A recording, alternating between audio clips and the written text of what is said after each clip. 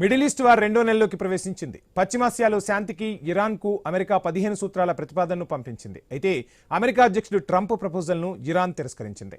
ఈ నేపథ్యంలో Washington, Tehran మధ్య శాంతి చర్చల్లో ప్రతిష్టంభన ఏర్పడింది.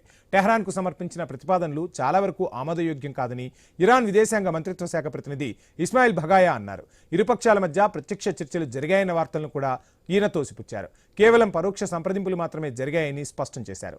వాషింగ్టన్ ముందుకు తెచ్చిన 15 సూత్రాల ప్రతిపాదనలోని చాలా వరకు అంశాలను టెహ్రాన్ అంగీకరించిందన్న ట్రంప్ వ్యాఖ్యలను ఇరాన్ ఖండించింది.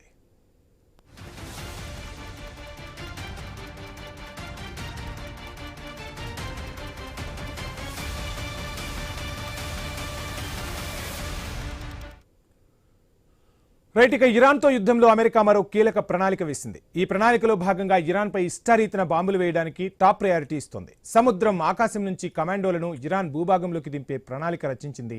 మొత్తంగా 3 లక్ష్యాల దిశగా భూతల యుద్ధానికి అమెరికా సన్నద్ధమవుతోంది. 2 రకాలుగా ప్రణాళికలు వేసి ఇరాన్ను ఇరకాటంలో పెట్టాలన్నది అమెరికా వ్యూహమట. ఓవైపు చర్చల పేరుతో ఒత్తిడి తెస్తోంది, మరోవైపు చివరి దాడి భీకరంగా ఉంటుందని సంకేతాలు ఇస్తోంది. చివరి దాడి అంటే భూతల అటాక్కు సన్నద్ధం కావడమే. అయితే భూతల దాడికి ట్రంప్ సిగ్నల్ ఇచ్చారా అనేదే ఇప్పుడు $1 మిలియన్ ప్రశ్న.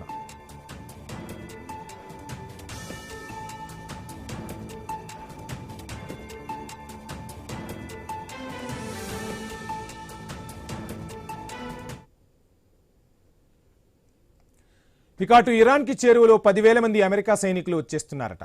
ఈ 10,000 మంది టీంలో అమెరికా మెరైనర్లు 3,500 మంది ఉన్నారట. ట్రాన్స్పోర్ట్ యుద్ధ విమానాలను భారీగా తరలిస్తున్నారు. ట్యాంకులు, ఫైటర్ జెట్స్ సైతం భారీగా మోహరిస్తున్నారు. యుఎస్ఎస్ బ్యాకర్స్ యుద్ధ నౌకలో 2,500 మంది సైనికులు వస్తున్నారు. 3,000 మంది సైనికులను పారాచూట్ ద్వారా ఇరాన్లో దించేందుకు అమెరికా యుద్ధ ప్రణాళిక సిద్ధం చేసింది. మొత్తంగా 10,000 మందికి పైగా సైనికులు సిద్ధంగా ఉన్నట్టు చర్చ సాగుతోంది. మొదటి లక్ష్యం ఇరాన్లోని న్యూక్లియర్ ప్లాంట్లను కబ్జా చేయడం. శుద్ధి చేసిన 440 కిలోల యురేనియాన్ని స్వాధీనం చేసుకోవడానికి అమెరికా చూస్తోంది. ఇందులో భాగంగా పగలు న్యూక్లియర్ ప్లాంట్లపై యుద్ధ విమానాల ద్వారా బాంబులు వేస్తారు. రాత్రి వేళ అదే ప్రాంతంలో పారాచూట్ల ద్వారా కమాండోలను న్యూక్లియర్ ప్లాంట్ల దగ్గర దింపడం అమెరికా ప్లాన్గా ఉంది. యురేనియంను స్వాధీనం చేసుకున్న తర్వాత ఇరాన్ న్యూక్లియర్ స్థావరాలను ధ్వంసం చేయాలని చూస్తున్నారు.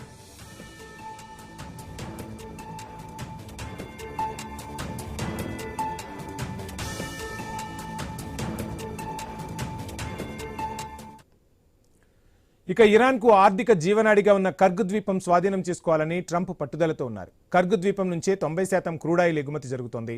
3 కోట్ల బ్యారెళ్ల క్రూడ్ ఆయిల్ స్టోర్ చేసే సామర్థ్యం ఉంది. ప్రస్తుతం 1.8 కోట్ల బ్యారెళ్ల క్రూడ్ ఆయిల్ నిల్వలు ఉన్నాయి. కర్గ్ ద్వీపంపై యుద్ధ విమానాల ద్వారా అమెరికా అటాక్ చేయాలని ఉవ్విళ్లూరుతోంది. ఇక్కడ ఉన్న ఇరాన్ రక్షణ వ్యవస్థలను నిర్వీర్యం చేశాక అమెరికా మెరైన్ సైనికులు కర్గ్ ద్వీపంలోకి ఎంట్రీ ఇవ్వాలన్నది వార్ ప్లాన్. అయితే కర్గ్ ద్వీపం స్వాధీనంలో అమెరికాకు అనేక సవాళ్లు ఎదుర్కానున్నాయి.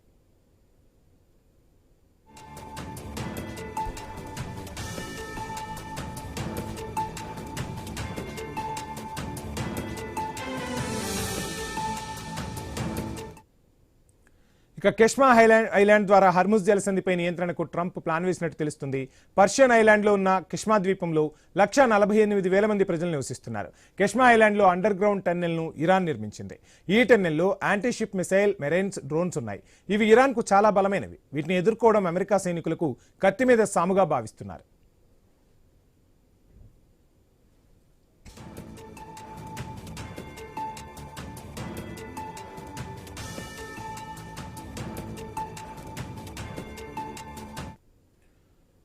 ఇక ముందుగా హర్ముజ్ సమీపంలోని ద్వీపాలను కబ్జా చేయాలనేది అమెరికా ప్లాన్లో ఉంది. ద్వీపాలను కబ్జా చేశాక అమెరికా మెరైన్ సైనికులు ఎంట్రీ ఇస్తారు. కెష్మా ఐలాండ్ సమీపంలో మరికొన్ని ద్వీపాలున్నాయి. లారక్, అబుముసా, గ్రేటర్ తునాబ్, లేసర్ తనబ్ ద్వీపాలు చాలా కీలకం. హర్ముజ్ను నియంత్రణలోనికి తెచ్చుకోవాలంటే చిన్నా చితకా ద్వీపాలను ఆధీనంలోకి తెచ్చుకోవడం అమెరికాకు సవాలే. ఇక అమెరికా యత్నాలను అడ్డుకునేందుకు ఇరాన్ సైతం సన్నద్ధంగా ఉంది. దాదాపు 10 లక్షల మంది సైనికులను సిద్ధం చేసింది. పెద్ద సంఖ్యలో ఇరాన్ గెరిల్లా సైనికులు సమాయత్తమయ్యారు. తమ అస్తిత్వాన్ని కాపాడుకునేందుకు సుదీర్ఘ యుద్ధానికి సిద్ధమవుతోంది ఇరాన్.